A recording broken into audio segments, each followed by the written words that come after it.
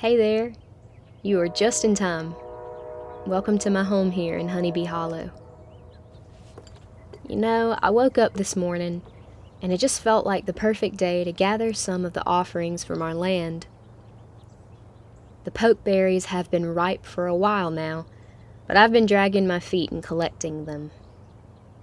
This greenhouse is one that Will took the siding off of, and now the poke plants have taken over, which is lucky for us, to me. There is a lot of fear around this plant, and I've heard from many people that all parts of this plant are poisonous to consume. Now, I'm not an herbalist, nor do I have any formal education to back the knowledge that I have when it comes to these wild plants and their medicine. I reckon, though, that fear is a way to keep us from potentially dangerous things that we don't know enough about yet. My girl here, Cleo, is ever curious about what I'm up to, and hopefully you are as well, because you just might learn something that you'll feel is worthy of teaching. We'll gather 40 berries here, and I'll show you later what to do with them. I learned of this recipe from an account that I love on Instagram called High Garden Tea. The woman that runs that account lives in Tennessee, and I love that she's so close because our native plant life is so similar, if not practically the same. It was her that taught me that fear can paralyze, and when we only stop at fear, we draw a wall between us and our ability to better understand. I'll take it further and say that it draws a wall between us and God, and our ability to connect with His most perfect creation, the Mother. When we take the time to connect with the earth through her offerings, I believe that we make God feel proud in His creation. And when we express pride and admiration towards the Mother in this way, I believe this pays respect and honor to God, because ultimately, He created her for us and every living being.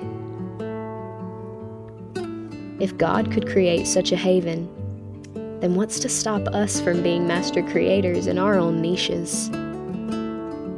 Ultimately, I create for myself, but when I come to the end of a project, and I'm proud of my work, the pride I feel is topped off when others resonate with the beauty in my work, and thereby, they feel a connection to me. I think God feels the same way when we seek Him through His work.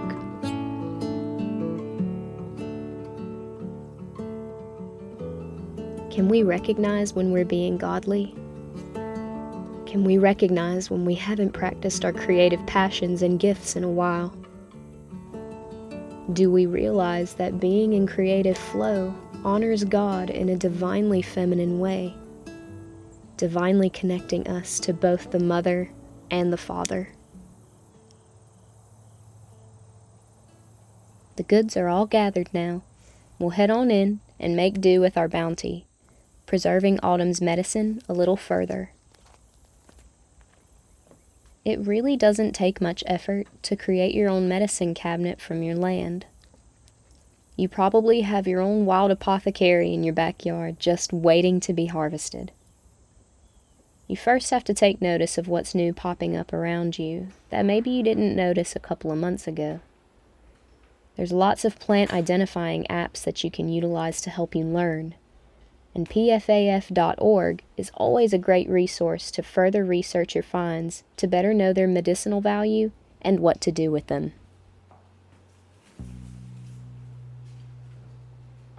Now, there is a part of the pokeberry that is poisonous, but it can very easily be strained off. The seeds carry a few poisonous compounds, but the juice that we separate off in the apple cider vinegar is highly medicinal to the lymphatic system.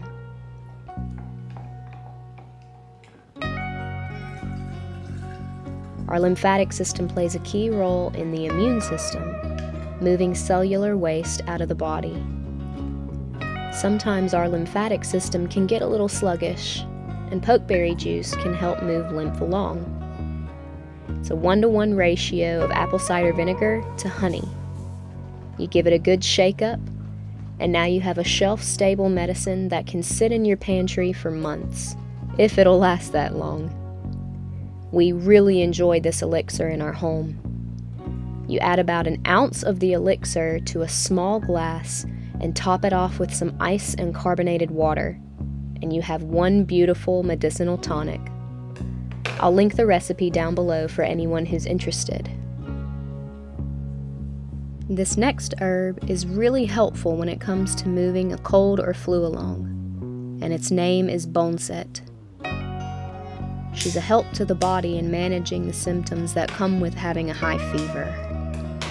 This other herb that I clipped is the infamous goldenrod that pops up in early autumn. Goldenrod is also helpful when it comes to managing symptoms of cold and flu. I wanted to create tinctures of these beneficial herbs so that if and when Will or I get sick during these colder months, we'll have these preserved herbal allies to assist our healing. Tinctures are very easy to administer, and for most herbs, you'd use just about a dropper full in about 8 to 12 ounces of water, depending on the herb and what it is you're trying to accomplish. Always do your research when working with new herbal allies.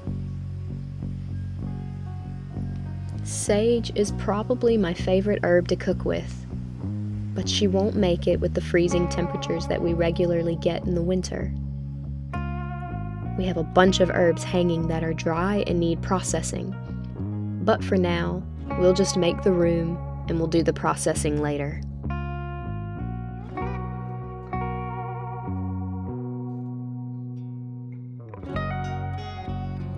Every year, Will and I get tickled when we look back on how much we've learned and grown.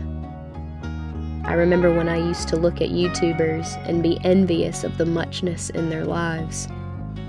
Mostly I envied their knowledge, but what I wasn't seeing was how much time they'd put into their practices to have that wisdom to live the life I so desperately wanted. There's a saying that we overestimate what could get done in a day, but we underestimate what could get done in a year. And I hope that if you're like me, you can remember to be kind to yourself in the learning process. And remember that there's a reason that wisdom comes with age and time. Happy learnings. Thank you so much for watching. And don't forget to like and subscribe. Catch you later.